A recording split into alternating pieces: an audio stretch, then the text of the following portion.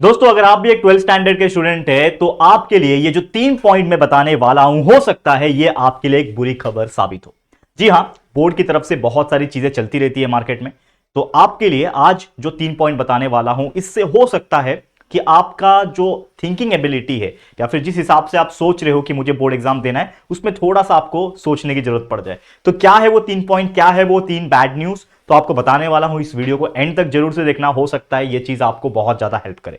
तो सबसे पहले अगर मैं बात करूं, जो नंबर 1 पॉइंट है आपके लिए वो ये है कि पेपर इस बार का जो है वो हार्ड आने वाला है। यानी बोर्ड की तरफ से भी अगर मैं बात करूं, बहुत सारे जो खबर आ रही है वो ये है कि हर साल पिछले जो 2-3 साल का पेपर हुआ है, after the Covid, after the lockdown situation, paper का जो लेवल था वो थोड़ा सा मॉडरेट रखा गया था, थोड़ा सा इजी टू मॉडरेट लेवल रखा गया था। लेकिन इस साल का यानी 2025 का जो बोर्ड एग्जाम आने वाला है, खासकर 12वीं का, उसका जो टफनेस लेवल होगा वो as compare to previous 2-3 years वो थोड़ा सा हार्ड होने वाला है। तो इसके लिए आपको क्या करना पड़ेगा, इसके लिए आपका जो मेहनत करने का जो लेवल होगा उसको आपको इंक्रीज करना पड़ेगा।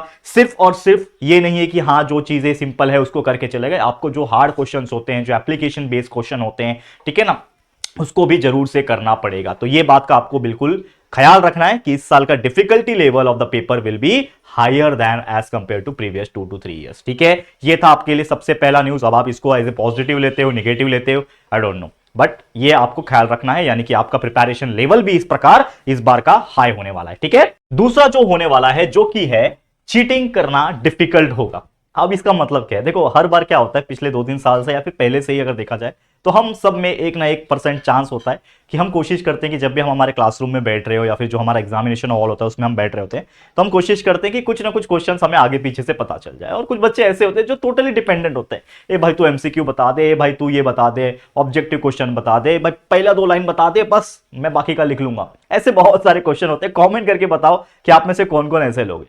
लेकिन इस बार गवर्नमेंट की तरफ से यानी बोर्ड एग्जाम्स की तरफ से जो चीजें आई हैं उसके अकॉर्डिंग अगर मैं बात करूं, वो है कि इस साल मेजोरिटी ऑफ द क्लासरूम्स में जहां जहां बोर्ड एग्जाम्स के सेंटर्स अलॉट किए जाएंगे, जहां पे जिस स्कूल में बोर्ड एग्जाम्स लिया जाएगा, कंडक्ट कराया जाएगा, उस सभी क्लासरूम्स में सीसीटीवी लगाने वाले हैं, और या फिर सीसीटीवी रहेगा तो ही उसको सेंटर बनाया जाएगा।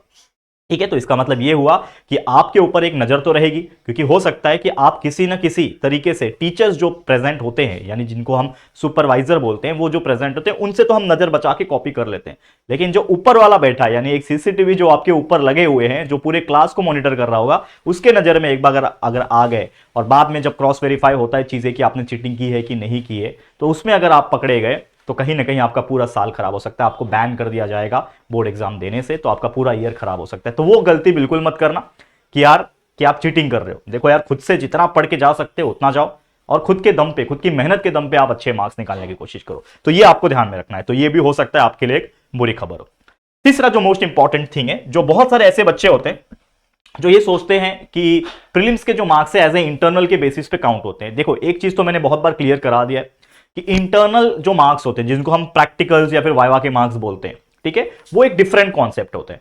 तो मेजोरिटी ऑफ टाइम ऐसा भी होता है कि जो बच्चे प्रीलिम्स में अच्छा स्कोर करते हैं, तो उनके आधार पे बहुत सारे टीचर्स होते हैं जो बच्चों को प्रैक्टिकल और ओरल में, वाइवा में मार्क्स दे देते हैं कि हाँ किसी बच्चे ने प्रीलिम्स में बहुत अच्छा स्कोर किया, तो उनको लगता है कि ये बच्चा बहुत ज्यादा पढ़ने वाला है तो इसको अच्छे मार्क्स देना चाहिए। लेकिन इस साल ऐसा नहीं किया जाएगा। इस साल आपका जो भी परफॉर्मेंस प्रैक्टिकल्स एंड वाइवा के बेस पे रहेगा वही मार्क्स आपको दिया जाएगा। तो टीचर्स एंड बाकी जो इंटरनल्स होते हैं, जो एक्सटर्नल्स होते हैं, जो आते हैं, उनको स्पेसिफिक इंस्ट्रक्शन दे रखा है कि आप लोग को ये चीज का ख्याल रखना है। यानी मार्क्स आपको प्रैक्टिकल और वाइवा के अकॉर्डिंग ही मिलेगा, इसमें कोई भी चीटिंग होने की गुंजाइश नहीं है। तो ये चीज भी आपको बिल्कुल ध्यान में रखना है कि आपका इंटरनल मार्क्स प्रीलिम्स के ऊपर बेस्ड नहीं होगा, प्रीलिम्स का मार्क्स भी इंटरनल के तौर पे काउंट नहीं होगा, आपके प्रैक्टिकल एंड वाइवा होने वाले। तो ये कुछ 3 इंपॉर्टेंट चीज थी जो मुझे लगता था आपके साथ शेयर करना चाहिए। यूजुअली हम ऐसे वीडियोस बहुत कम डालते हैं, लेकिन कुछ बच्चे ऐसे होते हैं जिनको शायद पता नहीं चलता, तो ये सब चीजें आपको ध्यान में रखना है। होप ये वीडियो आपको अच्छा लगा होगा। अगर ये वीडियो पसंद आया होगा, इसी प्रकार के अगर आपको और भी वीडियोस चाहिए कि हम अपडेट्स के ऊपर भी वीडियो बनाए, या फिर कुछ इंफॉर्मेशन, कुछ रूल्स, कुछ ऐसी चीजों के ऊपर भी इस चैनल के ऊपर वीडियो डाले, तो let me know in the comment section. Comment आपके लिए खुला हुआ है, फटाफट से कमेंट करना। अगर आपके कमेंट ज्यादा आएंगे तो हम ऐसे बहुत सारे वीडियोस जो हमारे पास है, जो इंफॉर्मेशन हमारे पास है, हम आपके साथ शेयर करेंगे वीडियोस के फॉर्म में। तो प्लीज बता देना, ठीक है। वीडियो पसंद आया होगा तो प्लीज लाइक करना, शेयर करना अपने सभी दोस्तों के साथ, सभी 12वीं के स्टूडेंट तक शेयर कर देना। पहली बार आए होगे तो चैनल को सब्सक्राइब जरूर से करना, ठीक है दोस्तों। तो चलो फिर जल्दी मिलेंगे एक और नई वीडियो में, तब तक के लिए thank you and good bye.